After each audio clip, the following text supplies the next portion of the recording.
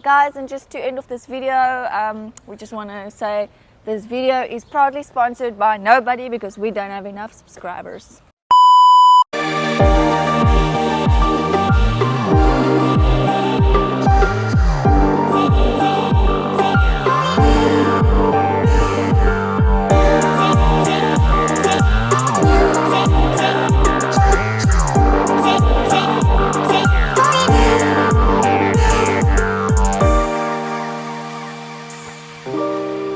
Welcome to our channel.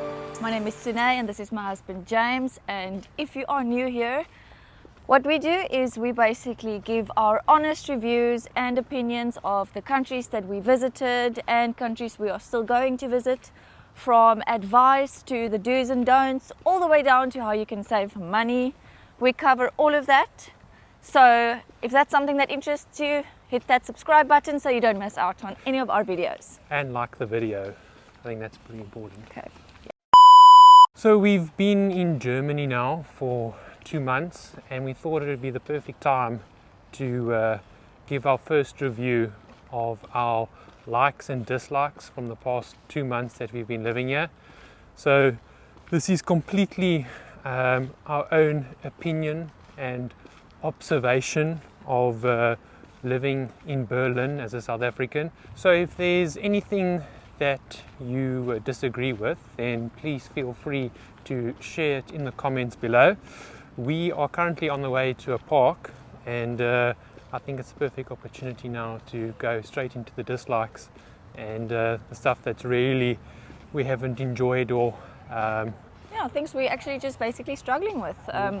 Like James mentioned, it's totally our own experience and personal opinions, and from the things that we do mention, if any of you have found some hacks on how to make those difficult things a bit easier, please also feel free to share it down below. So probably number one on the list of one of the biggest challenges that we've have to face on a day-to-day basis is purely the language barrier that exists here in Berlin.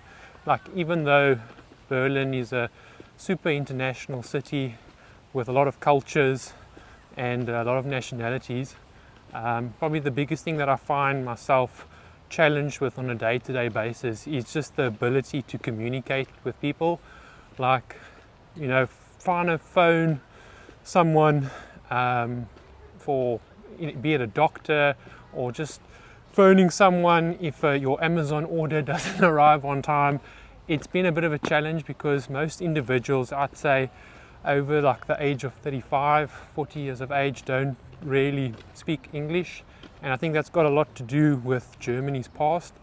So if you are dealing with an individual, be it at a supermarket or a pharmacy, it can be very challenging communicating and getting the message across, and that's just made, you know, something small that you don't normally feel or experience on a day-to-day basis in an English-speaking country. But I think as a South African, where our predominant language or medium of communication has been English, I think it's probably been the biggest challenge, just purely being able to like express yourself and also being able to effectively get the message across with what you're trying to say. Yeah, and also very big struggle for us was when we got here first and we weren't sure what to, you know, buy at the grocery store. There's not even an English version of what the product is. So we had to constantly pull out our phones and get Google Translate. Thank you, Google, for being our lifesaver. Absolutely. However, it does motivate you to learn the language, and also something that I would highly recommend anyone to learn immediately is the phrase, "Sprechen Sie English?" And that means, do you speak English? I think that's probably been the biggest phrase that I've had to say on a day-to-day basis, is "Sprechen die English?" Because Sprechen Sie English?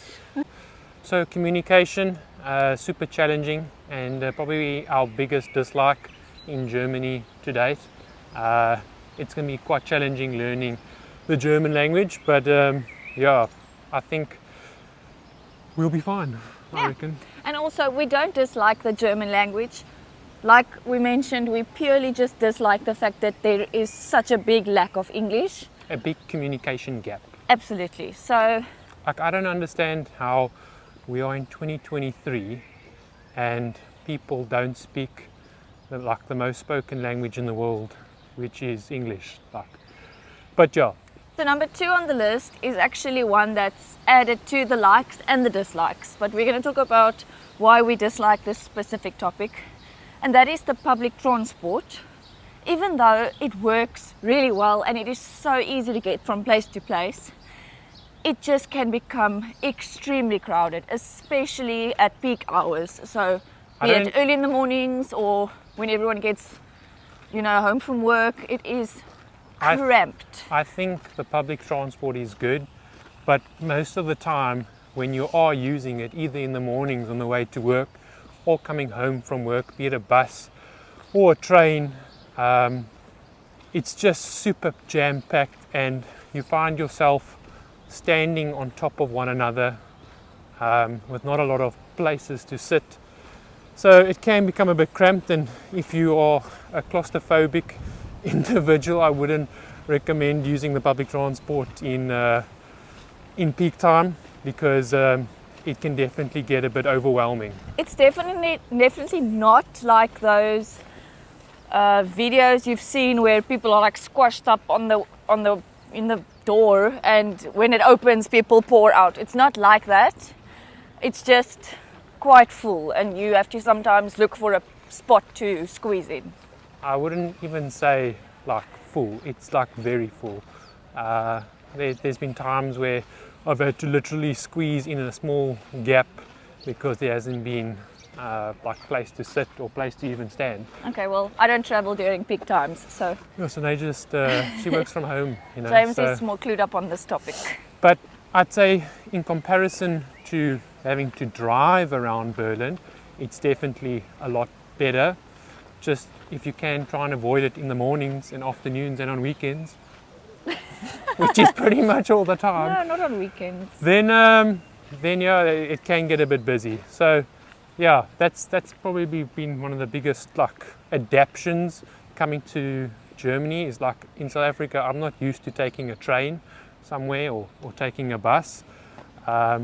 So for me, I always used to have my own car. So now I had her own car, and in Germany it's a bit different. We don't have our own vehicles yet, and using public transport has been a very big adaptation to my lifestyle. But at the same time, it's also been fun exploring new things and exploring different ways and mediums of transport. And there's no traffic on public transport, at least, Except you're cramped. You might be cramped sometimes, not always, but there's no traffic. So I'd rather be cramped than be stuck in traffic for an hour.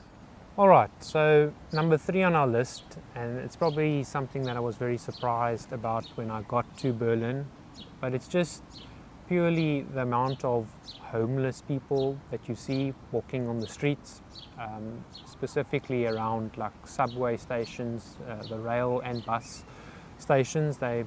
There's a lot of homeless individuals in Berlin that have just lost their way in life.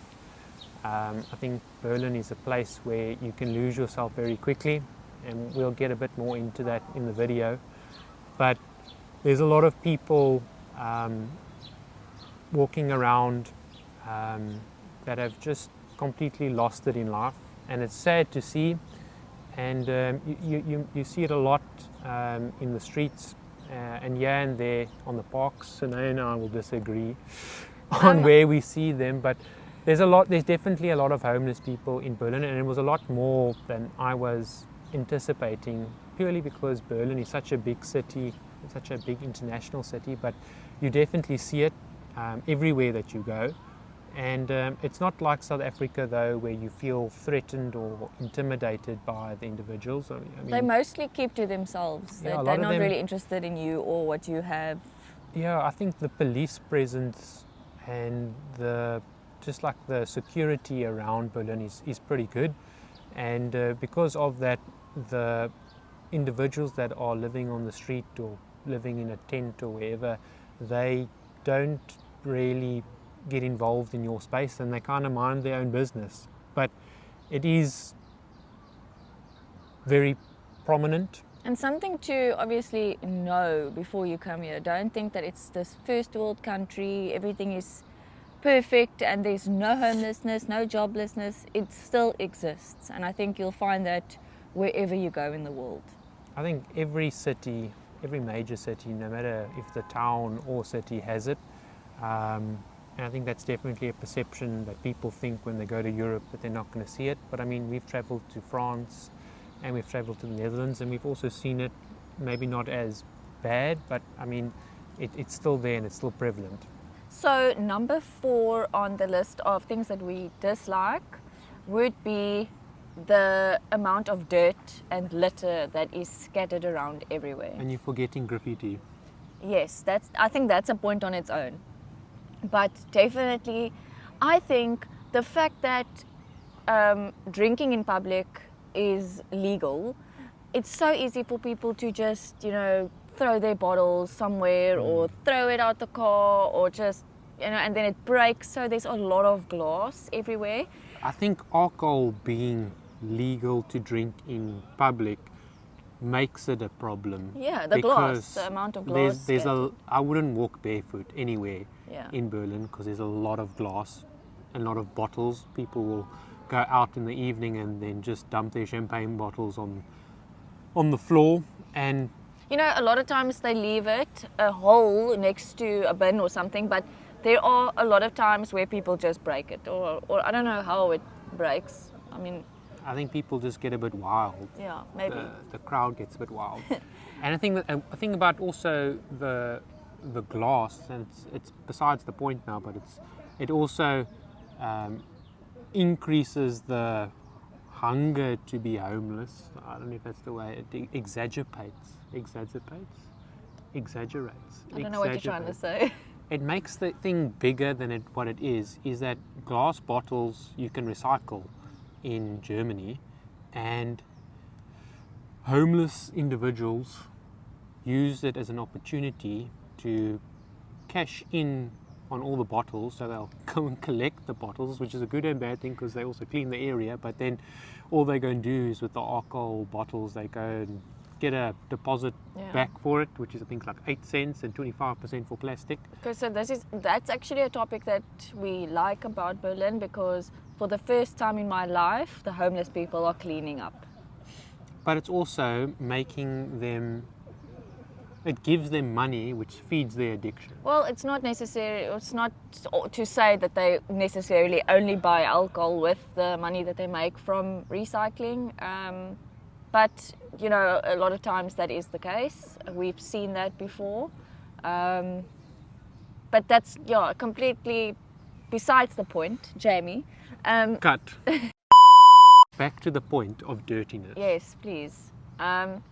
So there's a lot of glass, scattered around everywhere. And, you will find your papers and your litter. However, it does get cleaned up. I think... especially after a weekend, if you walk the streets, you'll be disgusted, because I think everyone is just out partying and eating fast food, and there's a lot of vomit on the floor. I can't tell you how many times I've had to dodge vomit on the floor. Yeah. Either vomit or dog shit. Okay, dog poop. Dog poop, dog sorry. Beep. Yeah, people do not pick up after their dog. Or even someone taking a dump on the floor. We were at the train station the other day, and I couldn't make out. If it was human feces or if it was a dog. Because it had like corn nibs in it. God. No, but really, like, I think Berlin, and you can go and Google it as well, has a major problem with the amount of toilet facilities available. I think it's such a crowded place. There's too many people living in Berlin that you just do not find a public toilet to go to the loo. So James is kind of actually taking our whole list and adding it to one sentence. Yeah, but I'm busy going on about the dirt, because the dirt, and what happens is people, because there's no toilets, people go and pee behind a tree, so, or pee against the building, so stuff stinks. That's the truth. There's a lot of places that stink. You got this, like I remember when we were in Thailand, the smell of drains. I think you do smell the drains. Yeah, but you smell drains and you smell people's pee and vomit and feces. Guys, I don't know where my husband works, but I think he should look for a new place. Yeah, but that's Berlin. And I think the partying scene with people drinking, there's always a term, break the seal. Yeah, the more you drink, the more you're going to want to pee. Yeah. And if there is no public toilet available, people just pee anywhere. Yeah. That's literally it. So item number 5 on the list of dislikes is got to be the accommodation struggle. Like, it's been a very big challenge finding accommodation in Berlin. When we first moved here, it took me almost 3-4 months to find a place to stay.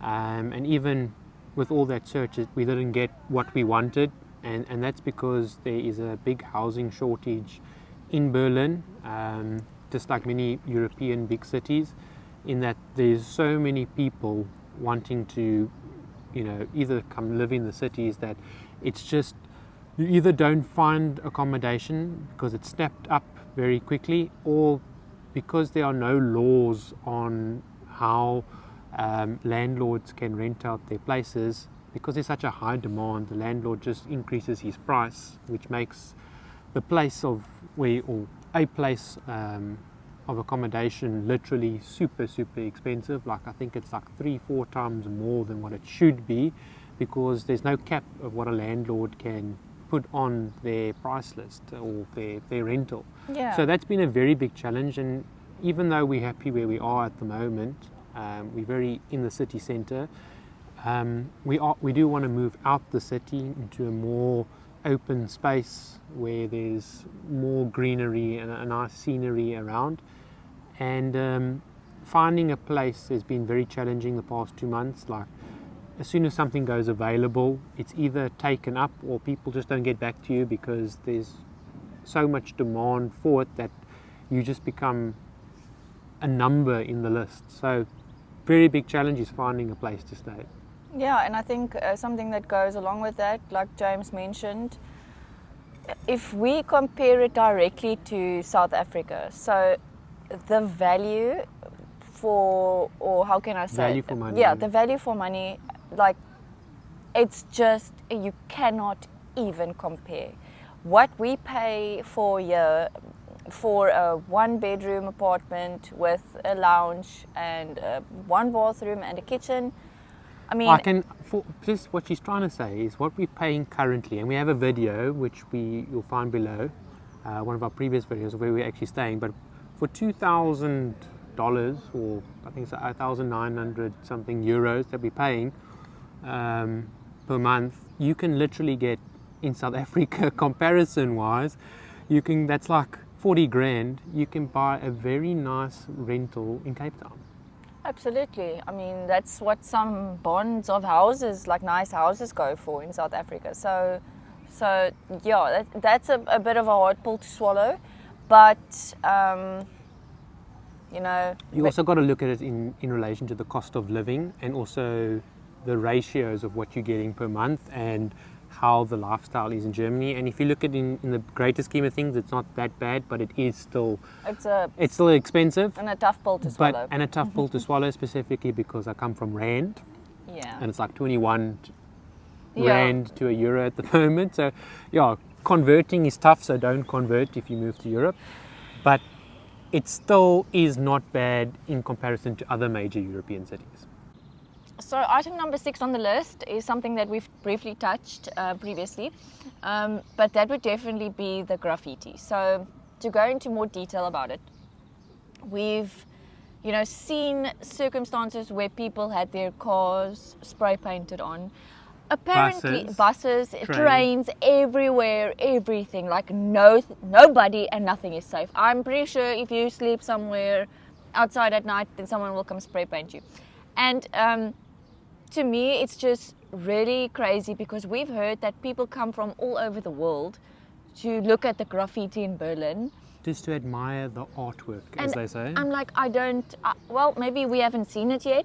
Maybe there's some area with nice graffiti, but to me, it's like, it's not nice. It does not look nice. It is. I'm not a fan of graffiti. No, it looks like And scribbling everywhere on the walls. For me, I mean, this is my own personal view, so if you have a different opinion, you can comment down below. But Comment if you have a different opinion. I don't like graffiti because it ruins the aesthetics of a building, or it makes an area look more scummy. Absolutely. I don't think it looks nice, and wherever you go in Berlin, it's just graffiti everywhere. And like Sinead said, nothing is safe. They will graffiti everything. And now you get to a point where you're in this neighborhood and you pay nearly 2,000 euros for a place to stay. I wouldn't want my building to be full of graffiti. You know, I don't want the area that I stay, where I pay so much for accommodation, to be completely littered with graffiti. So to me, that's something that I don't like. I really don't like it. I admire art, and I admire the buildings with the beautiful paintings, sketches. I don't even know what they are, but it's like these beautiful artworks, either of an animal or a person. Those are cool. Those are things that you can admire. But random scribbles on the walls everywhere, that's just something that I don't like. And I think it's disrespecting the property, the whole area. I guess it's different cultures, and like we've said, we've been told people come from all over the world to view it. So it's just our views, but it's definitely something that we don't like. Like a true Berliner. So on the very disturbing topic that James spoke about earlier, number 7, public toilets. Wish there were more of them so we didn't have to see half of the things that our poor eyes have seen. I'm scarred for life by what I've seen. There's just not enough public toilets. You know, for a big congested city like this, there has to be a lot more toilets. One would expect there to be a lot more toilets. Absolutely, in the parks where there is alcohol available everywhere. People are going to need to pee, and they're going to have to use the bathroom, especially when there's so many people. You would expect there to be, you know, basic services like a toilet. So you just don't find it, even though which is nice compared to other European cities where you don't have to pay to go use the toilet. And there you will still have to pay to use a bathroom, but you just don't have enough public amenities. Like, you don't find them really at train stations. You don't really find them at the bus stations. You don't find them really anywhere of big public attraction. So you end up seeing people just using a tree or behind a building. Or the stairs. It makes things stink, and it just makes everything feel scummy in a way. So yeah, number 8 on the list has got to be the digitalization of Germany. And when I speak about digitalization, I'm speaking to how everything still feels very like the olden days, in that Germany doesn't really operate by sending you stuff over email or sending you messages, text messages. It's still very old school by receiving post. Actually, I was reading a study that was conducted, and I think Germany was like the 4th worst country in Europe that has taken steps to digitalize stuff. Like, they are so paper based. You receive everything by mail still, which is something that I'm not used to, because in South Africa the postal service had failed a very long time ago. So we had, you'd receive your invoice or you'd receive everything by email, whereas everything is done via post, and it's definitely taken some time getting used to that type of way of work and this way of life. And even though you do receive it by post, you receive it. You know, it gets delivered to you in a timely manner, at least. So it's not all bad, but still, I mean, I would rather prefer an email. They are very paper based. Let's just put it that way. Yeah. Number 9 on the list of dislikes is the fact that you cannot pay with a card everywhere you go in the city. Like, it's a very big frustration for me. Like, it's very, like Berlin or Germany apparently as a whole loves Cash paper. only. They love cash only places. So for me, I didn't like carrying cash around in South Africa, because when I've got cash in my pocket, I like spending it. Or if you've got cash in your pocket, then you felt that it was like not safe to have it on you, specifically like when you were walking around. So I never used to carry cash, and in South Africa I used to pay just about everything. I used to pay with a card. Or with your phone, Apple Pay. Oh, Apple Pay, yeah. So everything you could do, from when you went to a flea market and they had those little Yoko things, card machines, you could pay anywhere, even at the barber shops, the Pakistani super Indian barber shop, you could pay with a card, and it worked out really well. Whereas Germany, or Berlin, because we haven't really been anywhere else, but Berlin is very much still cash only. A lot of places, some shops, restaurants, little cafeterias, barbers, your flea markets. The worst is they won't even put it on the door saying cash only. You will be eating this nice meal, you'll be ready to pay, and when you whip your card out, they'll just say, oh no, sorry, cash only. Then you have to go find an ATM. Which then leaves you in a dilemma, because then one of us has to go search for an ATM so we can draw cash. Which one of us. Very frustrating, but I mean, I would have expected Germany to at least have that level of digitalization, but yeah. Maybe there's a reason for it. Very cash only. So if you're coming to Berlin, or if you're coming to Germany, just know you need to carry cash with you, otherwise you're not going to be able to get by with a card. On the flip side, there's an ATM almost everywhere. Yeah, most places. So number 10 on the list would definitely be the fact that Sundays, majority, if not all, shops are closed. Here and there you'll find like a coffee shop or something open, but your supermarkets and your stores are all closed. And you know, I think it's nice. It's a day where everyone can chill and rest. You know, Germany's also got this thing where you can't make noises on a Sunday. Like, you cannot wash your car, you can't cut your grass, you cannot do washing. There's a whole list. And I like it, especially people who like to take a naps on Sundays and just be, you know, rustig. But it's very frustrating, because in South Africa I was used to doing like all your grocery shopping for the week on a Sunday. So there's been many a times where we've got to a Sunday and then we want to go to the shop, and then we've realized, oh flip, we can't because it's closed. So we had to like adjust our schedules to go either on a Monday after work or before work, or on a Saturday doing your shopping. So it's definitely taken some adjustment, because I think we're so used to being in an environment where everything is open almost 12 hours a day. Like, you could go to Spa and you would have to, or you could go there at 8 o'clock in the morning and they'd be open, and they're open until 8 o'clock at night on a Sunday, which was very convenient. But in Germany it doesn't work like that. I can't remember what number we are on the list, but I think we're number 9 or number 10. No, I think we're 11. I don't know where we are, but anyways, one of the biggest frustrations has been an adaptation. The biggest adaptation has been, for 27 years of my life, I drove on the left side of the road and on the right side of the car. And in Germany, it's the complete opposite, where I'm driving on the right side of the road and on the left side of the car, which just, it sounds easier said than done. But when you are used to changing your gears with your left hand, and now you've got to do it with your right hand, it just makes things a lot more challenging, a lot more interesting, and it takes some time getting used to. But other than that, I find myself just tending to swerve the whole time. Like, it feels like my body wants to go left, but when I'm driving. But I think it's just the way of life this side, having to drive on the other side.